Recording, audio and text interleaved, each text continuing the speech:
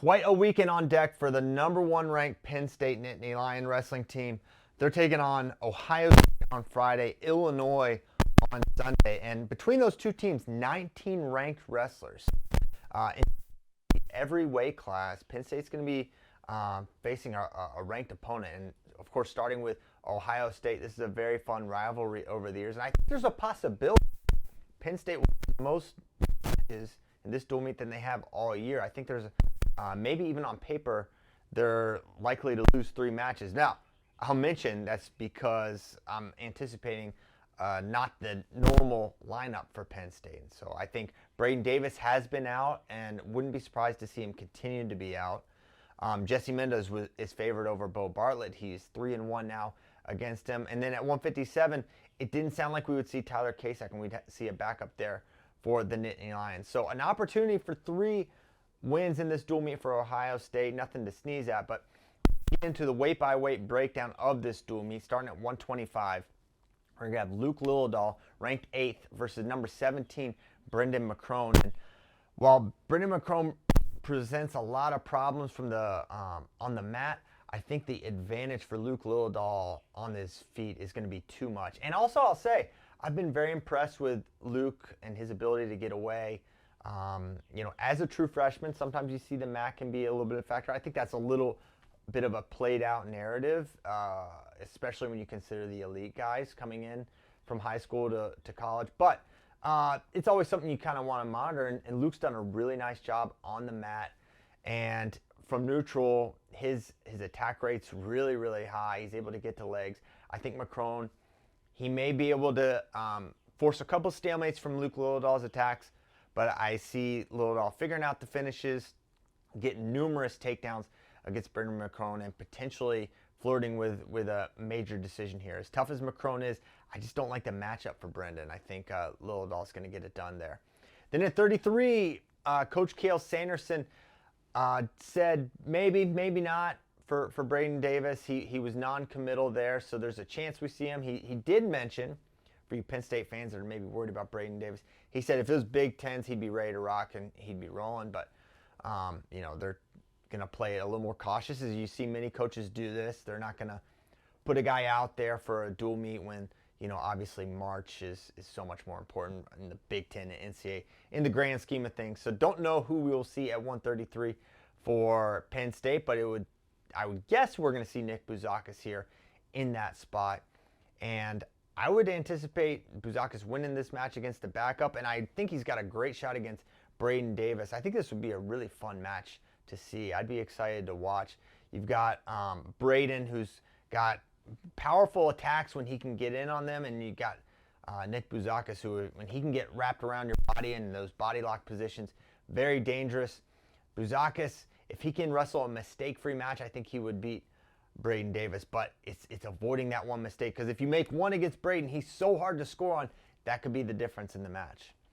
And then with Jesse Mendez, Bo Bartlett, this is, in many ways, this is the match of the dual meet. I mean, it's an NCAA final rematch, but they've wrestled 4 times previously, right? It's 3-1 now, advantage Mendez. But for Penn State fans, you could be looking at Jesse Mendez's performance last week and be getting a little like, hey, this could be an interesting match, because Mendez looked very, very vulnerable, very beatable against Vance Vonbar, but he won.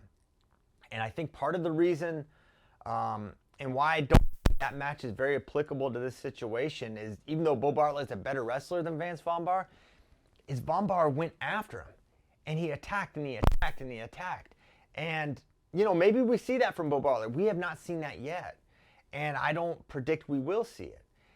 I think putting Jesse under that level of threat and fighting and strain, I think that added up and accumulated and made it really tough on Jesse.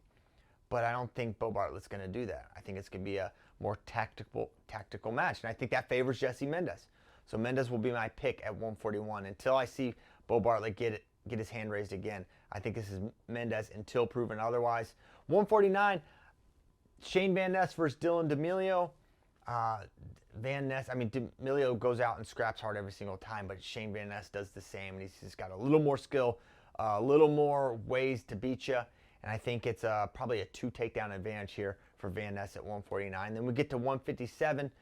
big questions for Ohio State. I'm not sure who their starting 157 is. Patty Gallagher basically ceded the weight to Sammy Sasso and Cannon.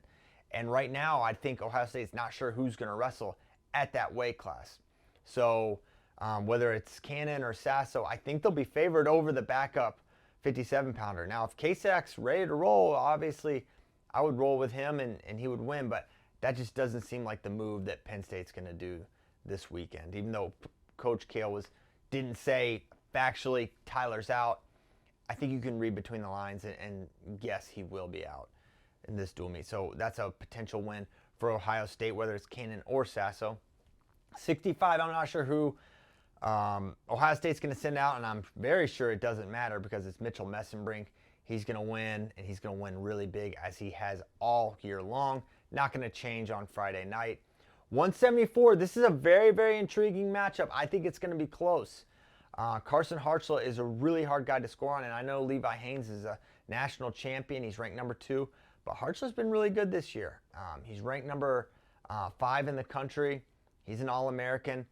I think this is going to be a match where Hartzell's going to want to slow things down. He's going to need to get off the bottom against Levi Haynes. That's going to be key here, and he's got to find a takedown in this one. He's got, he's really good at a short offense. He's got a nice dump and a short drag. He's got a good single leg. He's really strong. I think he can match the incredible strength that Levi Haynes brings, but can he hold up for 7 minutes against Levi, who really never wears out? That's going to be the test. And when Levi gets to his high crotch, can Hartzell fight that off? I think this is a tight one. I think Levi's going to have to be very ready to go, very prepared for a match, because I think Hartzell is a pretty challenging matchup for Levi. You go 184, Starachi's going to roll against Ryder Rogoski. 197, look at what Josh Barr's doing. My gracious, his point scoring ability against Seth Shoemate. This one could get ugly because holding up for 7 minutes, that can sometimes challenge Seth. And Josh Barr, he can wrestle 7, 8, 9, 10 minutes and seemingly not slow down. He's a superstar. No two ways about it. And then at heavyweight, Greg Kerfleet versus Nick Feldman. This was a very, very close match at NCAAs.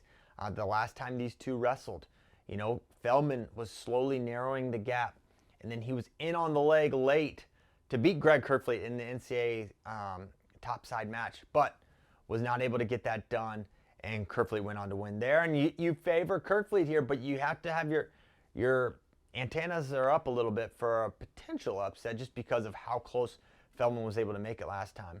That said, I don't think you have that element of surprise. I think Kerfleet was surprised how close that match wound up being.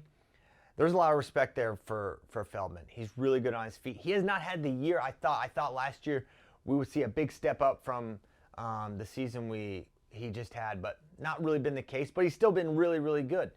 And for that reason, this is an exciting match. And then you look at, obviously Penn State's going to win this dual meet, right? What they can do on the back half of that lineup is it's treachery everywhere you look.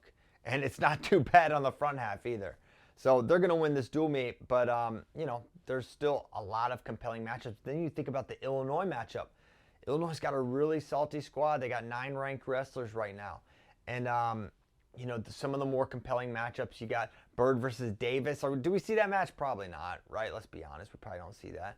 But Lucas Bird, a tough guy to beat. You've got Shane Van Ness versus Cannon Webster, who's a tough freshman for Illinois. You've got Scholes versus Mitchell Messenbrink, a little AWA rivalry. Both guys from Wisconsin. Could see some fun scrambles in that one. Edmund Ruth versus Carter Starachi. You have Bronigal versus Barr, another tough test for Josh Barr. And then Lucas Luffman has been really tough this year for Illinois at heavyweight. He's got to win over Ben Keeter. But he'll have his hands full, very obviously, with Greg Kerfleet. So a very two great tests for Penn State. Excited to watch both those dual meets. Obviously, they're the big dogs, right? They're the class of NCAA wrestling. They're the class of, NCAA sports right now at Happy Valley. But excited to watch them this weekend. I'm sure you are as well. Give me some predictions. Who do you think has the best chance of pulling off an upset against this juggernaut Penn State lineup?